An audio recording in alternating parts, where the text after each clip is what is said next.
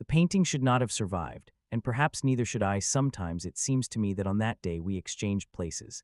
It remained hanging on the wall, taking dust, time, and glances upon itself, while I stayed trapped inside the explosion, caught in those few seconds between an inhale and the realization that life had already split into before and after.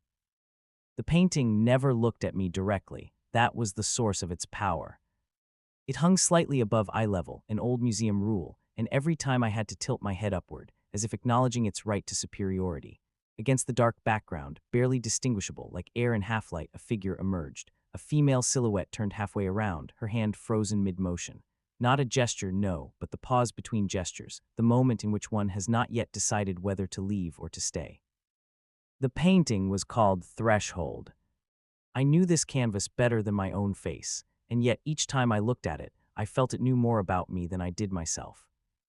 That day the museum was nearly empty, a gray January Tuesday, the city breathing fatigue.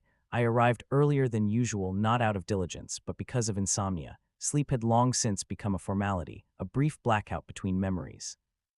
"You're here too early again," she said. I didn't turn around, I didn't need to. I knew her footsteps, the pause before the sentence, the way she never said my name first, as if a name might shatter the fragile balance between us. "The paintings don't mind," I replied. She stopped beside me, not too close, not too far, a forbidden distance. That was how it felt. Her name was Anna. Anna was married. It always sounds harsher than it truly is, but truth rarely cares about tone. She was a restorer, and her hands, slender, calm, knew how to touch time as if it were not a merciless force, but a substance that could be held. "The light is different today," she said, looking at Threshold. "Do you see it? The varnish is warmer." "I see it," I said. "It looks like skin, like something alive." She glanced at me sharply, as though I'd said something too intimate. That happened often between us, one precise word, and the air began to ring. We met after the explosion. I never say terrorist attack, the word is too large, it erases the personal. For me, everything began with small things. A cup of coffee I never finished, a message I didn't send, a painting I lingered by for 10 seconds too long. The explosion took people, but it left objects behind, shards of glass, twisted frames, the smell of smoke soaked into canvas. And Threshold survived. Sometimes I think that was the moment it truly became itself. I stayed at the museum not out of devotion to art, that would be a lie. I stayed because the museum became a form of silence I could inhabit without explaining myself to the world. Anna arrived later, when the painting was being prepared for restoration. I remember how she touched the edge of the canvas for the first time, as if checking for a pulse. "It survived," she said then, "not the painting, not the exhibit, it." That was how it began. A prohibition is a strange form of intimacy. It does not bring bodies closer, but it makes thoughts dangerously intimate. After that morning with Anna, I began to notice how the museum reacted to us. Or perhaps I had simply learned how to see it. The guard who turned away a little too early, the silence thickening around the restoration studio, the echo of footsteps that always sounded louder when we were near each other. We did not speak about feelings. We spoke about layers of paint, about microcracks, about how time leaves marks that cannot be erased without destroying what lies beneath. "Look here," Anna said once, when we were alone in the studio. She stood over Threshold, removed from the wall and laid horizontally. In that position, the painting seemed almost vulnerable, like a person who has allowed themselves to lie down and close their eyes. "Do you see this line?" Her finger hovered a millimeter above the surface. "It's not from the explosion." I leaned closer. The line was thin, nearly invisible, but it ran through the lower layer like the trace of an old decision. "Crackle," I asked. "No," she said, "it's damage to the support. The canvas was cut long ago and then painted over." My heart reacted before my mind did. "Someone tried to destroy the painting," I said. Anna looked at me for a long time, too long for a professional exchange. "Or to save it," she said quietly. I knew that line, of course I did. I had seen it that night immediately after the explosion, when the hall was filled with smoke and the alarm screamed as if the museum itself were crying out in pain. I remember the painting on the floor, the cracked frame, the canvas pulled taut like skin. And how I, instead of calling for help, took a knife. I never told anyone about it, not the investigators, not my colleagues, not even myself, not completely. At the time, it seemed to me the only possible act. The painting was too intact for a world that had just proven its ability to destroy. I thought, if I damage it myself, if I leave a mark on it, it will become honest. I made the cut small, almost tender. And then everything was painted over, and I learned to live as if it had never happened. You knew, Anna said. It was not a question. I straightened. The studio suddenly felt smaller, as if the air itself had contracted. I thought it would die, I said at last, or that I would. Anna closed her eyes. When she opened them, there was no judgment in them. That frightened me more than anything. You understand, she said, that this changes everything. Yes. And you still stayed silent. Yes. Something heavier than a secret settled between us, complicity. And in that moment, I realized that I loved her not for anything bright or saving, but for her ability to stay when the truth makes a person inconvenient. She stepped closer, too close. I felt the warmth of her body, the scent of varnish and coffee, a faint tremor. I don't know whether it was hers or mine.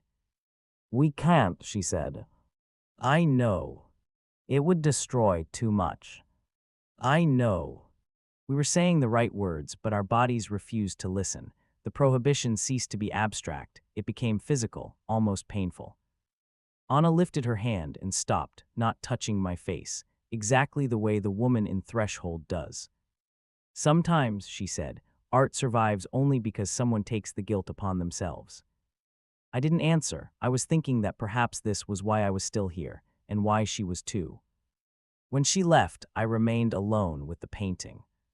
I don't know what comes next, I said to it, but I don't want to be honest alone anymore. The painting was silent, but now I knew there was a fracture in its silence, and in mine as well. A climax always looks more modest than we expect. No thunder, no music, just the moment when it becomes impossible to pretend you haven't already chosen. The decision did not arrive suddenly, it simply stopped being postponable. Anna did not avoid me, but she did not seek me out either. We existed in a state of extreme caution, like people carrying a vessel with a crack in it. To carry it is already to acknowledge the risk. To carry it in silence is to assume responsibility. The commission is coming in a week, she said without looking at me. The final restoration report. I understood what that meant.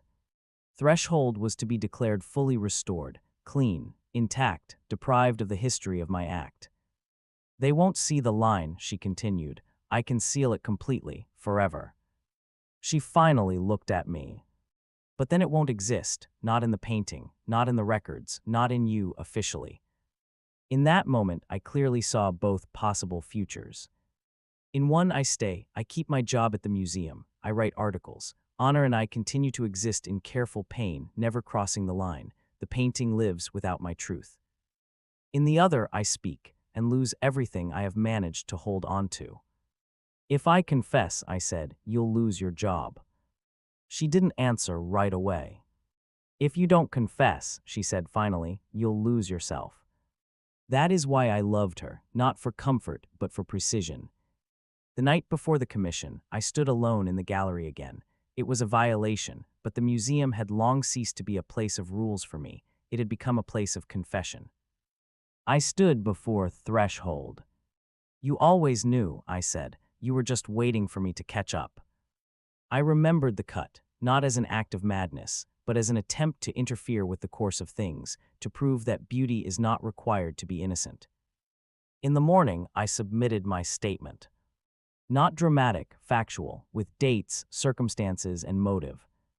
The commission listened in silence. Some looked at me with irritation, others with fatigue, as if at someone who had chosen to complicate other people's lives unnecessarily.